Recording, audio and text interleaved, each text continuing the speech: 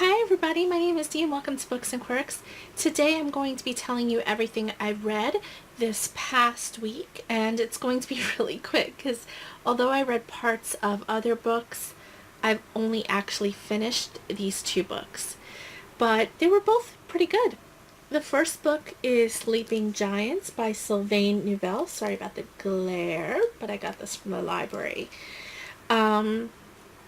Sleeping Giants follows a young girl, or at least when the story begins, it follows a young girl named Rose Franklin, and she is riding her brand new bike, falls into a hole, so the ground gives way, and she wakes up in a giant's metal hand.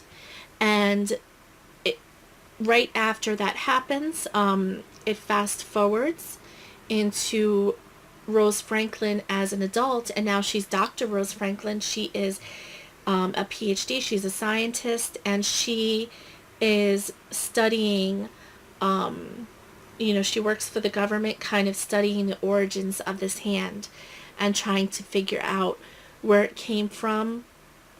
Is it man-made? Is it, otherworldly? And, the other parts, because obviously if there's a hand, there must be, other parts of this metal being of whatever it is. So I won't say more than that because I think it can get into spoilers, but I gave this 3.5 stars. I really enjoyed it. I thought that the plot was really intriguing. I'm just looking down at some notes that I have. It is told in a different format. It's told in mostly interview format. That is the only reason why I didn't give it a higher rating. It kind of threw me off at times and felt a little bit impersonal. It took me a while. It took me most of the book to care about the characters, but I still wanted to keep going because I was still intrigued and wanted to know what happens.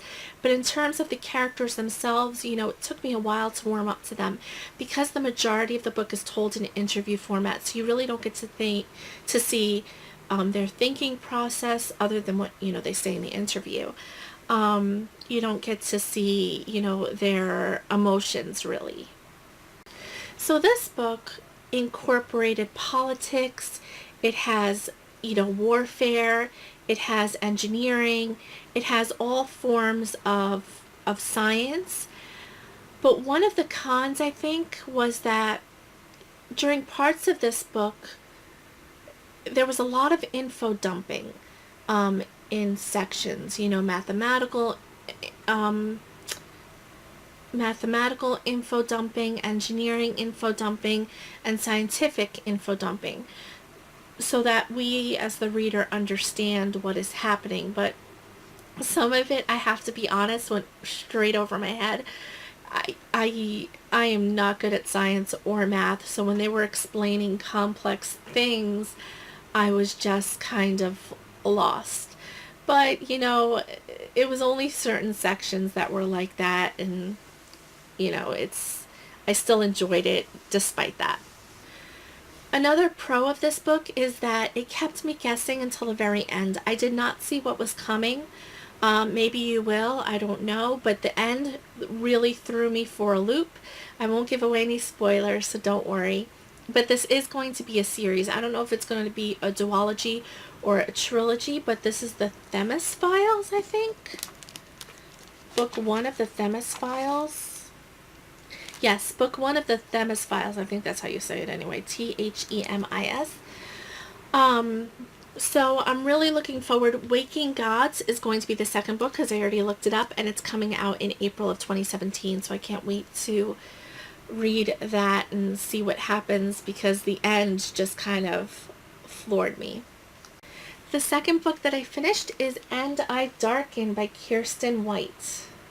There it is without the glare. I really enjoyed this book as well. I thought that it was really interesting. So I gave this book also 3.5 stars. There were a lot of good, but there were a couple of things, of cons with this book. But it follows a young girl named Leda. And she is the daughter of Vlad Dracul, Vlad the Impaler, the man that Dracula is based off of. Um, but Vlad is only in the book for the short time because it follows Leda through her childhood years and into her teenage years. And it also follows her brother, Radu. And they're very different characters. You know, Leda in this book is very much like her father, and she can be very ruthless to a person that she considers an enemy or hurt somebody that she loves. Radu, on the other hand, her brother, is very gentle, very kind, and very loving. And they are forced to flee their kingdom, and they meet up. So they're forced to flee their kingdom, Leda and Radu, and they end up, sort of hidden away within the Ottoman Empire. And they stay at the Sultan's palace, and they grow up with the Sultan's son, Mehmed. And that's basically, the gist of it. So Leda she's very driven. She can be quite ruthless to anybody that she considers her enemies. She wants to get back to her kingdom, to Wallachia, her kingdom that she was forced to flee as a child. And she wants, vengeance against those that have wronged her and her family. She also is very protective of her brother as well, even though she's quite mean to him. She will protect him if need be, and she protects him in a lot of ways because Radu is quite different, and he doesn't he's not as ruthless as Leda is.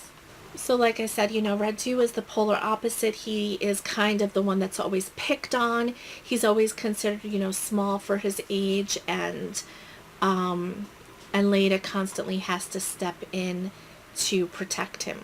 So the first 50 pages I was kind of iffy about the book, but then I really got into it and really enjoyed it.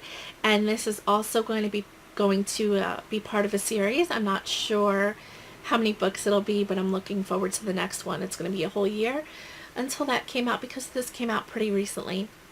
But that is all. Those are the two books that I finished during the week. I really enjoyed both, even though, they didn't get a super high rating. I think by the end of each of these books, I enjoyed it, and I really want to move forward into the next book in each of these series. So that is all I have for you. I hope you enjoyed. Please like, comment, and subscribe, and I will see you all later. Bye.